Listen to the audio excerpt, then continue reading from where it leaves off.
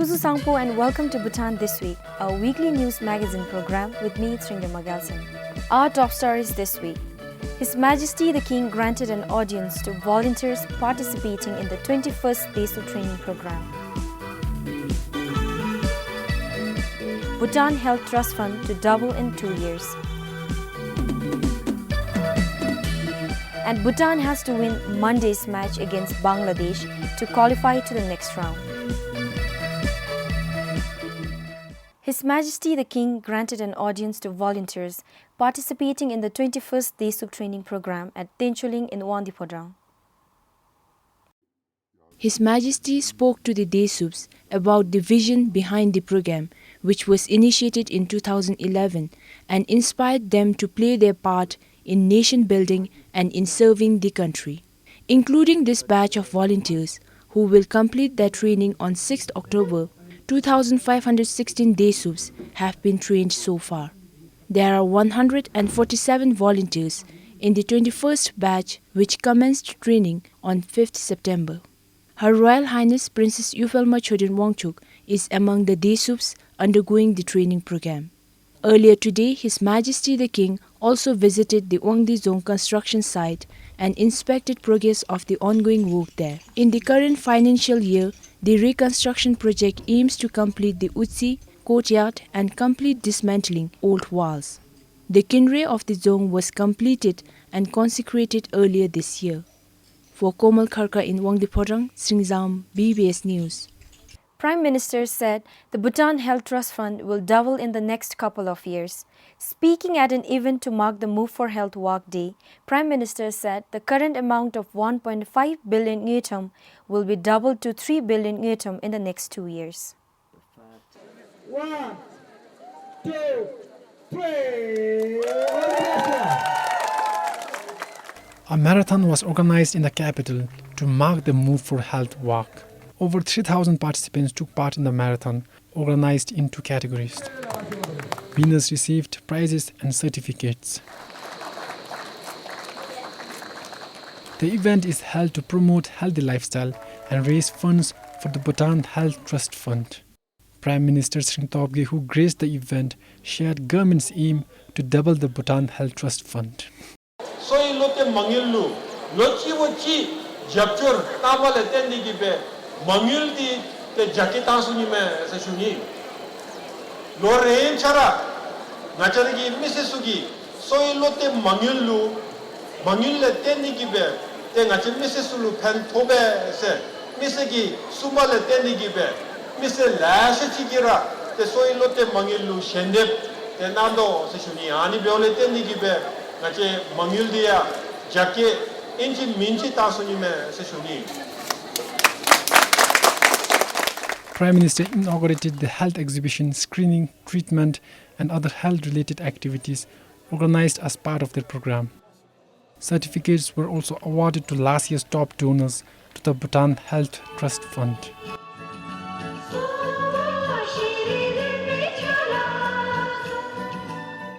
Former Health Minister Sangin Yurup first initiated the Move for Health walk in 2002, raising almost $2 million.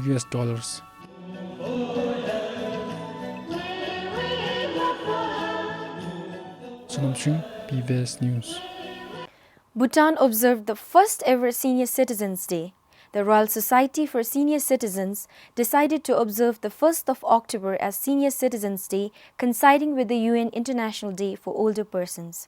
The event was observed at Zantopere at Chanlimita in Thimphu.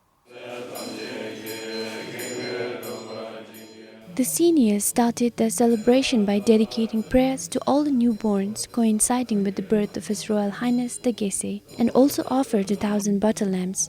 Many senior citizens attended the celebration. The day was observed to support, honor and show appreciation to the seniors for their valuable contributions to the communities. It is also to help them stay integrated in the society as they age.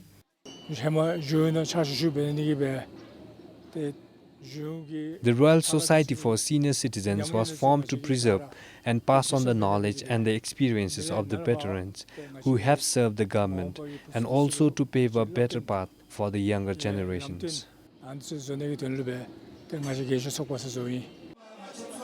As a symbolic service to the senior citizens, physical, therapeutic, and other medical services were offered to citizens of 60 years and above. The Senior Citizens Day will be observed on the same day every year. The Royal Society for Senior Citizens was established in 2011 on the royal command of His Majesty the King. The RSSC currently has close to 100 members. Kilyangdan for BBS News. 26-year-old Kezang Wangmo from Kawang in Thimphu is Drukpin Sumtsokpa's new North Thimphu candidate. Kezang has a Bachelor's of Arts in English and Environmental Studies from Royal Thimphu College. The opposition leaders said they are focusing on women and youth participation. The by-election will be held before November this year to fill the vacant post. The former North Thimphu MP Kingat Singh resigned in August to undertake a course at the Harvard University in US. Rapid increase in the number of cars is contributing to deteriorating air quality in the country. Bhutan State of the Environment Report 2016 says increase in vehicle population adds to the increase in greenhouse gas emission in the air. The increase in the import of fuel is mainly attributed to increase in the import of cars in the country. From January till July this year, over 51,000 vehicles were imported in the country. On an average, 860 new vehicles were registered in a month. As of July this year, there are over 81,000 vehicles registered in the country. Currently, for every 15 Bhutanese people, there is one vehicle according to motor vehicle statistics maintained by the Road Safety and Transport Authority. According to the National Accounts statistics, the imported fuel was also consumed by the Indian vehicles plying on the Bhutanese road and in the bordering town of Samru Jonkar, Gelifu, Phinsiling and Samtse. Pasa, BBS News. Although electric vehicles are doing well in the country, the government is willing to help promote hybrid vehicles in the country. Prime Minister said if more people and distributors come forward to drive or distribute quality hybrid cars, the government is willing to review the tax levied on the hybrid cars. Vehicles powered by either petrol or diesel engine and an electric motor is called as hybrid car. Besides the electric vehicles, hybrid cars are also gaining popularity worldwide. Unlike the electric vehicles, hybrid vehicles can cover long distance and do not require charging stations. It also consumes less fuel and emits less carbon dioxide than the conventional non-hybrid vehicles. But it comes at a price. Hybrid cars are far more expensive than the petrol and diesel-fueled engine cars. In Bhutan, hybrid cars are levied 40 to 65% tax, making it more expensive. But the Prime Minister, during the recent Meet the Press session said, rather than not having it all, it is better to have hybrid cars too. Compared to the other cars, the tax on the hybrid car is lower. Even then, if people are interested in driving a hybrid car and if vehicle dealers are interested in importing quality hybrid cars, then government can create an opportunity and discuss to review the tax on hybrid cars. The government, however, is still in favor of the electric vehicles. Against the backdrop of rising fuel import and environment concerns, the government in 2014 introduced electric vehicles in the country. Prime Minister said electric vehicles are currently doing well in the country. Through proper research and given the huge potential, it will benefit the country and economy if the opportunity is taken. Therefore, we have supported the initiative. But there are many who criticized, and the criticisms are mostly related to politics. Currently, there are around 50 electric vehicles and 17 hybrid cars in the country. Compiled for Pema Namge, this is Sunam Pem, BBS News. Migraine is becoming common among the Bhutanese, especially women. Doctors say lack of proper diet and hormonal changes leads to the disease. Migraine is a severe headache with tingling in the arms and legs, vomiting and increased sensitivity to light and sound. This 21-year-old woman undergoes the acupuncture treatment for migraine at the National Traditional Medicine Hospital. More than 10 thin needles are inserted into the superficial layer of her skin with a plastic guide tube. Then the needles are left in place for 20 to 30 minutes before taking it out. Yu Hong, an acupuncturist based in United States, is in the country for around 2 weeks to treat patients who are suffering from such kind of disease. The practice is one of the oldest traditional Chinese medicines. A lot of cases are women. And I think for me, the nutrition factor, the hormone imbalance, it's really my major concern in the treatment. Because Bhutan is a Buddhism country, so a lot of diet is more rooted in vegetarian diet. If you don't have enough protein, you won't get enough nutrients. That will affect the woman's menstruation, that will affect the hormones. That also can cause the headache. According to researchers, migraine was seen common among women. And when I look at the present situation, migraine is becoming common in the country, mainly because of our diet habit. We tend to eat different food, and according to Sowarikpa, when we mix different kinds of food, it hampers and blocks the blood vessels towards the brain. The health camp is organized by Rotary Club in collaboration with the National Traditional Medicine Hospital. Trinzam, BBS News. After all the controversies put to rest, the reconstruction of Lhaka Kap is expected to be complete by the end of next year. It was supposed to be ready by mid this year. Over 75% of the work is complete. The work started in 2011. Lhakhang Karpo, built in the 17th century, the seat of Apchundu, Ha's guardian deity, now stands towering over the Ha Valley. With its white stone walls embedded with cubes of colored windows and complex courtyard with monks' accommodation surrounding, the Lakhang looks almost complete. Now the four major remaining works is, one is the dining hall, one is classroom, one is jire, then we have to repair a lot of doches and the compound wall. In fact, we have completed, but we had to extend the gallery and the doche, so that also we are near completion. Only 5% is left now. For construction of zire and construction of compound wall, we have awarded and already it's already on the move. Whereas for Lobdra, we just awarded, so they're yet to start. And for dining hall, cook's residence, it's under evaluation, so we will be awarding by October. Within June 2017, we'll be able to complete those structures. In addition to Anti-Corruption Commission's investigation and 8 months suspension to revise drawings and designs of the structure, the two extreme seasons have hampered the construction. We don't get construction materials so easily, and the project prolonged because of the two extreme seasons. In summer it rains heavily, and winter is too cold, and we have to officially close down for almost 3 months for cement and machinery works. We are not able to work for more than 9 months in a year. The shortage of labours was yet another problem. The Dzongkhag now has given the works to contractors with hopes to handle all the problems and complete the reconstruction. Compiled for Sangichazom, this is Sunampem, PBS News. The renovation of Gasa Tashithomizong is in full swing, but the project is not able to attract skilled masons since the Dzongkhag is considered to be one of the remote places in the country. The renovation began in 2014 and will be completed by June 2018.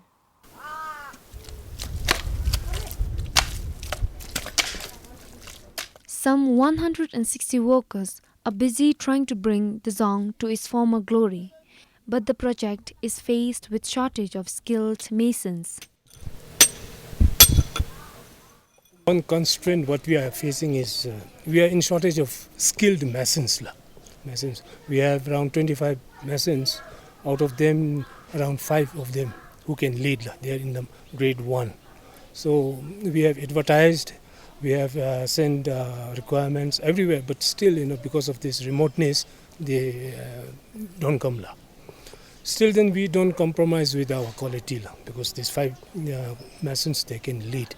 So in overall, I think we are doing a good job. The zong is being built with locally available raw materials to keep the traditional architectural design intact.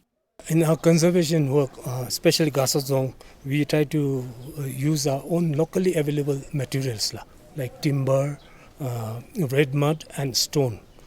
And for this timber collection and all, we collect it from Wangdi, Ha and Paro, because timber to collect from Gasa, it falls under national park and there is not so much of timber available here.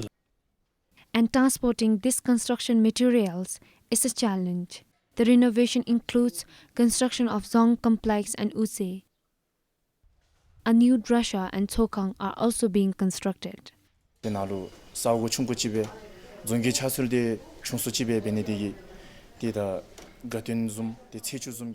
It is difficult to accommodate crowd inside the zone during Techu and other celebrations.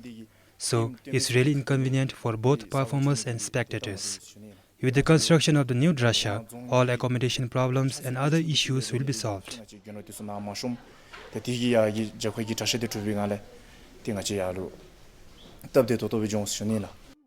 The project is worth over 166 million yutum, with the Government of India committing 100 million yutum. The zong was built by the founder of Bhutan, Shabdrungnaung Namgyal, in 1648. Compiled for Chuni Jamto in Gasa, Sengi Chazong for BBS News. Most factories at Pasakha Industrial State can potentially minimize huge energy loss if energy-efficient methods are adopted. Experts say the energy loss, particularly the heat energy in the form of smoke, can be used to generate electricity. This also means saving money and the factories becoming more eco-friendly. In early May this year, researchers from India studied the energy efficiency of the factories at the industrial state. They found out that most of the plants were using relatively old technologies, losing huge amount of energy during manufacturing process. For example, this ferrosilicon plant loses more than 70% of its total energy input during its operation. From the total energy input, about 38% of it is lost through various factors and another 30% is lost as heat energy in the form of smoke. This means 87,000 kg of smoke is emitted every hour at 460 degrees centigrade. Now, this leaves the total useful heat energy at only about 30%. Through the waste heat recovery method, these high volume and high temperature gases can be used to generate 3.3 megawatt of electricity. This is enough to light around 660 households. But this requires an investment of about 200 million yutum to install a single waste heat recovery system. And we found that there is a very good potential to introduce energy efficient technologies and practices in these units, and which can be economically attractive for the units, and it can reduce the carbon emissions, which can and mitigate climate change and be overall good for the Bhutanese economy also.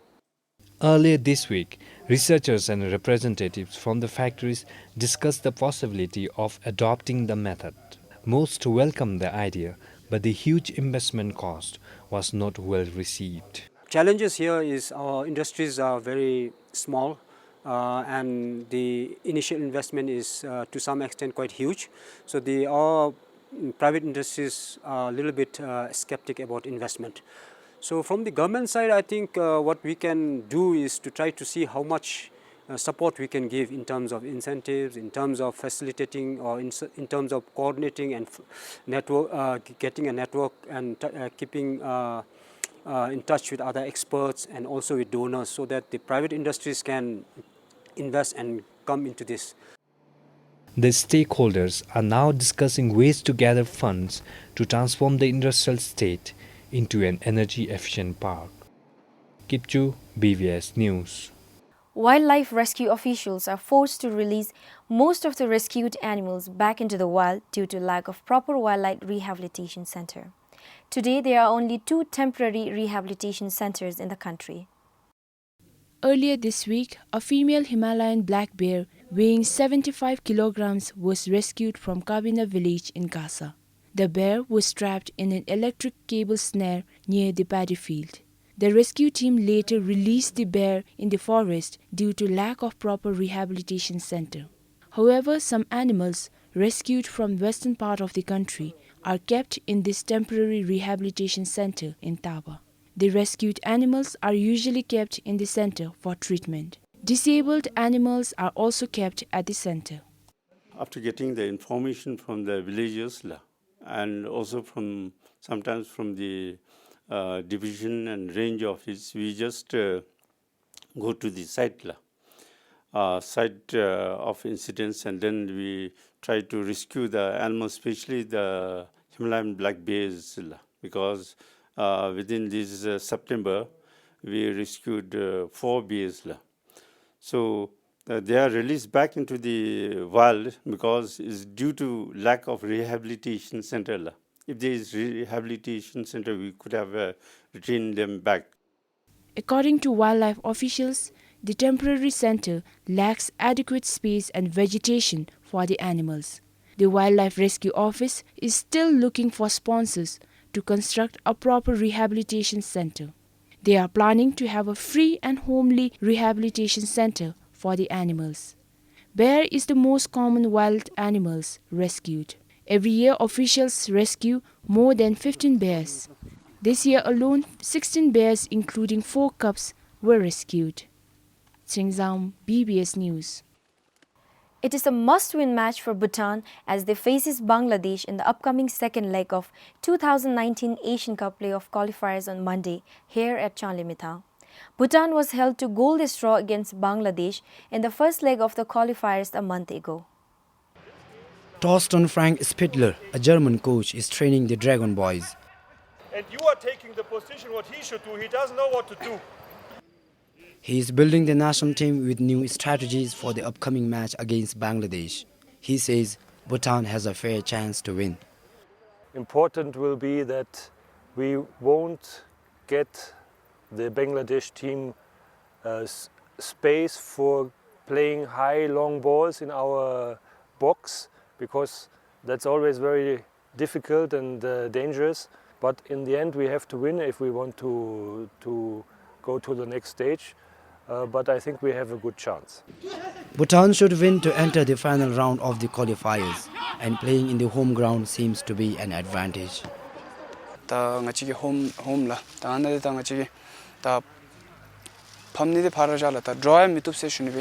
It is a home game, so forget about losing. Even a draw is not good. We have to win, and we are very hopeful. We have worked so hard for this match. Both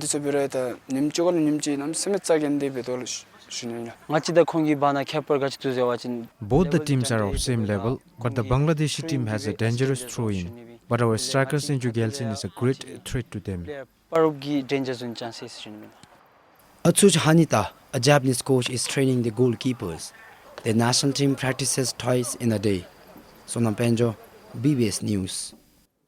Well, that's all we have for you this week. Thank you for joining us. This is Tringda Magalson saying goodbye.